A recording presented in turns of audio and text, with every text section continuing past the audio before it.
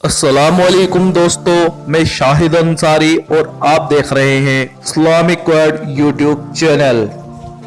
दोस्तों, अर्तुगरुल एक ड्रामा नहीं है बल्कि एक तिलिस्म है जो जहनों को जकड़ लेता है। अर्तुगरुल गाजी इस्लाम का वो शानदार सिपाही था जिसने सलीबियों और मंगोलों की नींदें हराम कर रखी थी। और आज के सलीबी और मंगोली इस ड्रामे से कितना बौखलाए हुए हैं, इस बात का अंदाजा इस बात से लगाया जा सकता है कि न्यूयॉर्क टाइम्स ने इस सीरियल को तुर्की का सॉफ्ट एटम बम कहा है। वो कहते हैं कि तैयब अर्तगान इस सीरियल के जरिए से मुसलमानों को बरगलाने की कोशिश कर रहा है, मगर हकीकत यह है कि अर्तगाल सीरियल ने मुसलमानों को जगा दिया है।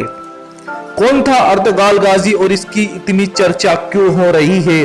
दरअसल मामला शुरू होता है 13वीं सदी से, जब चंगेज खान की मंगोल सेना पूरी दुनिया में लूटमार करती हुई मुसलमानों और यूरोप के कई मुल्कों को फतेह कर रही थी। मंगोल ऐसे दरिंदे थे जिनके सामने जो भी आता उनका कत्ले आम कर दिया करते थे। वो औरतों का लिहाज करते, न छोटे बच्चों का न बुजुर्गों का।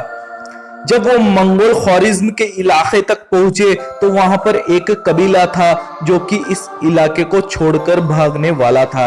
इस कबीले का नाम था काई कबीला। इस कबीले का सरदार था सुलेमान शाह। सुलेमान शाह के 4 बेटे थे। तीसरे नंबर के बेटे का नाम था अर्तुगरुल गाजी। और ये ड्रामा, ये सीरीज इसी जाबाज के नाम पर बना है। सरजू की सल्तनत की शहजादी हलीमा सुल्तान और उसके भाई और ईसाइयों ने कैद कर लिया था। जब वो जंगल के रास्ते इन्हें अपने महल ले जा रहे थे तो रास्ते में अर्तुगरुल गाजी के हत्थे वो चढ़ गए। अर्तुगरुल ने शहजादी, उसके बाप और भाई को ईसाइयों से छुड़वा लिया। बस यहीं से शुरुआत होती है इस दिलेर और जाबाज अर्तुगरुल गाजी की। इसके बाद काई कबीले के ऊपर ईसाइयों की तरफ से तरह तरह की परेशानियां आने लगी, मगर अर्तुगरुल गाजी ने बड़ी दिलेरी और जाबाजी से सभी परेशानियों को दूर कर दिया। अर्तुगरुल गाजी का सबसे दिलेरी वाला काम था ईसाइयों के उस किले को फतेह करना जहां पर मुसलमानों के खिलाफ साजिशें तैयार होती थी।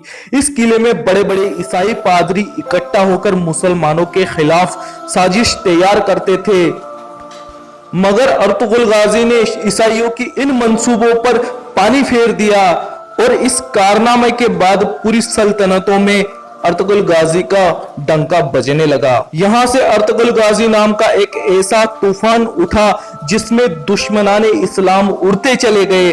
दरअसल बात यह है कि इस ड्रामे के जरिए मुसलमानों को एहसास से कमतरी और बुज़दिली को खत्म किया जा रहा है। उन्हें अपनी तहजीब पर फख्र करना सिखाया जा रहा है। एक बार दरियाए फरात को पार करते हुए काई कबीले के सरदार सुलेमान शाह दरिया में डूबकर इंतकाल कर गए। इसके बाद काई कबीले वालों ने अर्तुगरुल गाजी को अपना सरदार चुन लिया, क्योंकि अर्तुगरुल गाजी जैसा बहादुर कबीले में दूसरा कोई न था।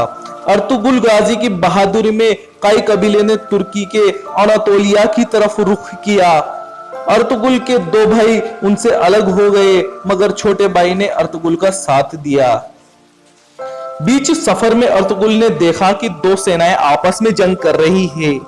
एक सेना बड़ी कमजोर और जंग हारने की कगार पर पहुंच चुकी है, तो अर्तुगरुल गाजी ने हारती हुई सेना का साथ दिया। वो जंग थी सरजू की सल्तनत और मंगोलों के बीच, मगर अर्तुगरुल गाजी को इसके बारे में पता न था।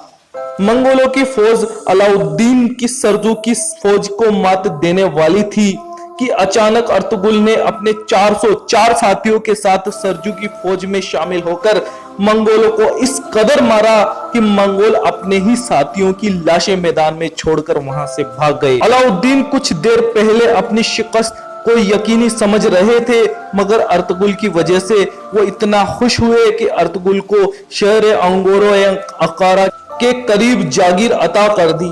अर्तुगरुल एक बेमिसाल और समझदार सरदार था जिसकी समझदारी दुनिया के कोने कोने में फैल चुकी थी। मुसलमानों की सरजू की सल्तनत उस वक्त बहुत ज्यादा कमजोर हो चुकी थी। एक तरफ रोबी सेना थी और दूसरी तरफ खूंखार मंगोल। इन दोनों के बीच सरजू की सल्तनत पिसी जा रही थी। अनकरीब था कि जल्द ही ये सल्तनत खत्म हो जाती, मगर जिस वक्त अर्तुगरुल ने इस सल्तनत को संभाला, यह सल्तनत परवान चढ़ने लगी। अर्तुगरुल गाजी अपनी बहादुरी से लगातार मंगोलों और रोमियों को शिकस्त देता चला गया और अपनी सल्तनत को बढ़ाता चला गया। उस वक्त कोई भी ऐसा बादशाह न था जो अर्तुगरुल गाजी से टक्कर ले सके।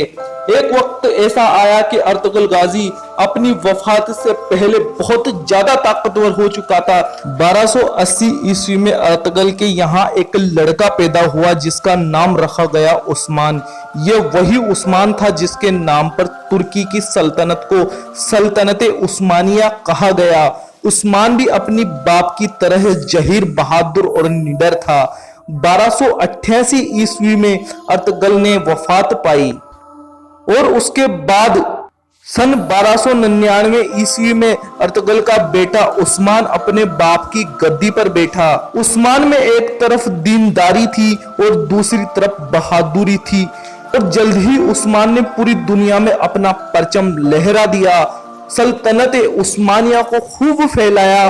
उस वक्त में सल्तनत उस्मानिया में 40 देश आते थे। दोस्तों, ये थी बहादुर अर्तुगरुल गाजी की कहानी। दोस्तों, वीडियो आपको पसंद आई हो तो दिल से इसे एक लाइक जरूर करें और अपने करीबी लोगों में शेयर भी कर दे। अल्लाह हाफिज, दुआओं में याद रखना।